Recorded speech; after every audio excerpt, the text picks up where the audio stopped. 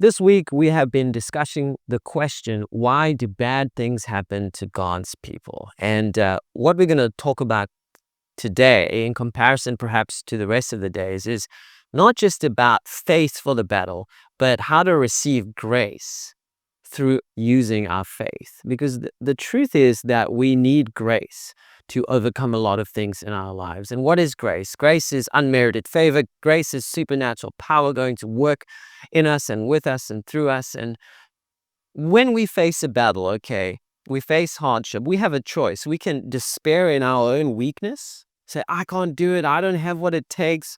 Or we can lean hard into the unmerited, undeserved favor of God and into his supernatural empowerment within that situation.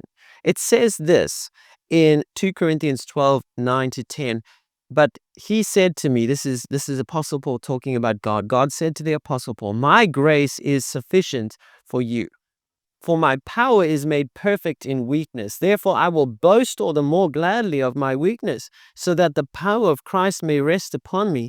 For the sake of Christ, then I am content with weakness, insults, hardships, persecutions, and calamities. For when I am weak, then I am strong. You can see here that the Apostle Paul has learned to not get so caught up in the why question, and rather into the how is grace helping me question.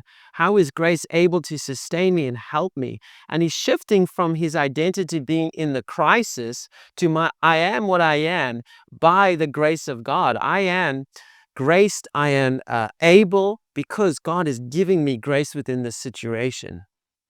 This is so important. When something bad happens, sometimes you got to sit down and you got to say, Lord, I need your grace to help me within this situation. And it's amazing when you take that approach of this humble approach of saying, God, I need your help, rather than, God, why did you allow this to happen? Grace can go to work in that situation for you. And I want you to remember today, you're highly favored and you're deeply loved.